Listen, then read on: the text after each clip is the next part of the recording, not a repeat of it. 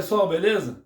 Estou eu aqui novamente com mais um caso dos tribunais, o que vem acontecendo em nossos tribunais. Esse chegou até o TST. No caso em questão, estava eu lendo aqui no Metrópolis, um funcionário que colocou o Santander, acionou o judiciário pleiteando horas extras. Ele trabalhou 33 anos no banco e como gerente. Não sei se foram os 33 anos no banco como gerente, mas ele trabalhou 33 anos no banco e estava com um cargo de gerência. O juízo de primeiro grau autorizou, pela solicitação do banco, uma busca da geolocalização do aparelho celular do funcionário, do reclamante. Como o juízo de primeiro grau concedeu essa autorização, o reclamante se entendeu no direito de acionar o TRT com um mandato de segurança contra a autoridade, no caso que seria o juízo de primeiro grau. Então o TRT, ele acionou o TRT contra o juízo de primeiro grau, não contra a empresa, tentando cassar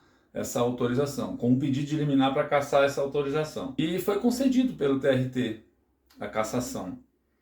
Mas a empresa, o banco, recorreu ao TST, alegando que a solicitação da geolocalização seria apenas do momento em que ele alegava a referida hora extra. Então não tinha por que mencionar violação de privacidade e quebra de sigilo, até porque nessa solicitação não estava abrangendo outras fontes de informação dentro do aparelho do reclamante. Era apenas desse período. E o TST formou maioria para cancelar a liminar. O que nos interessa no caso? O funcionário hoje, ele está com a prerrogativa de recorrer muito ao judiciário. Geralmente as pessoas têm na cabeça que o juiz está sempre ao lado do trabalhador. Não é bem assim. O que acontece é que o trabalhador é a parte hipossuficiente da relação. Nesse caso, é interessante que o judiciário proteja o trabalhador, tendo em vista que ele é a parte, vamos dizer assim, inferior, né? Então você já pensou se o judiciário fosse tendencioso para o empregador?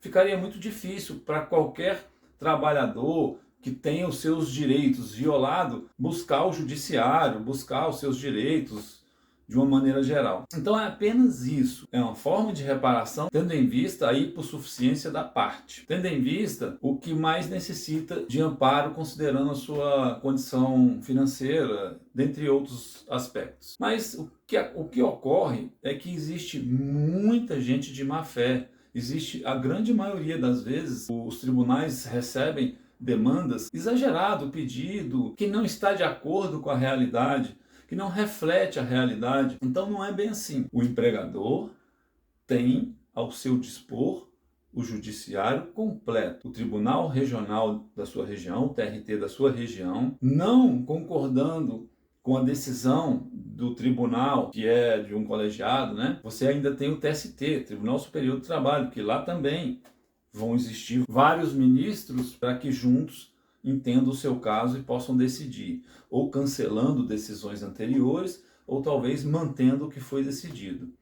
Ocorre que, nesse caso, por exemplo, verificou-se que o Tribunal Superior do Trabalho ele formou maioria, mas teve divergência, teve magistrados que entenderam de outra forma. O que ficou caracterizado aqui é que houve um debate, que é a questão da violação da privacidade, a quebra de sigilo. Só que, se está se referindo ao período que ele apenas alegou estar trabalhando, então mostre o seu celular. Assim eu entendo. Olha só a manchete do Metrópole.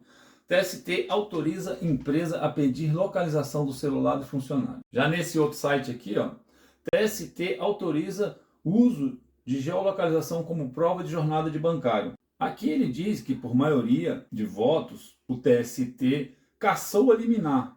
A liminar, como eu já tinha dito, que foi do mandado de segurança impetrado contra o juiz de primeiro grau. Na defesa, o trabalhador alegou a violação de privacidade, só que para o relator, ele alegou que não há quebra de sigilo, como eu já expliquei. Se ele buscava apenas a geolocalização do período que ele alegou estar fazendo hora extra. Como eu falei aqui, ó, corrente vencida. Ficaram vencidos os ministros fulano de tal, babá. O que acontece? Fica aqui para a gente ter em mente que não é todo funcionário que solicita o que ele quiser, da forma que ele quiser, que o empregador vai ser obrigado a reparar. Não. É importante entender que a lei está clara nos dispositivos da CLT, da Constituição Federal e subsidiariamente no processo civil e onde tiver que buscar, não tendo de forma expressa na CLT. Isso vai ser respeitado. Tem acontecido de chegar ao STF e ser modificado tudo para trás, como é o caso que eu já citei no vídeo anterior, mas isso se reflete a um precedente normativo do próprio tribunal, então tudo tem um porquê. Então lembre-se, não é qualquer funcionário que vai colocar o empregador na justiça, vai acionar o judiciário e vai lograr êxito. Para isso ele tem que estar embasado, tem que ter um advogado onde vai buscar as teses que refletem a realidade e também o empregador precisa de ter um corpo jurídico sólido, onde tem que contar com um advogado para que faça a defesa da melhor forma e estando de acordo com os preceitos normativos do sindicato, com a CLT, com os seus documentos que já existem dentro da sua empresa, o regulamento interno, o código de conduta, não tem por que ter insucesso numa demanda trabalhista. Mais uma vez, espero ter sido claro nas minhas colocações e até breve, até o próximo vídeo. Um abraço.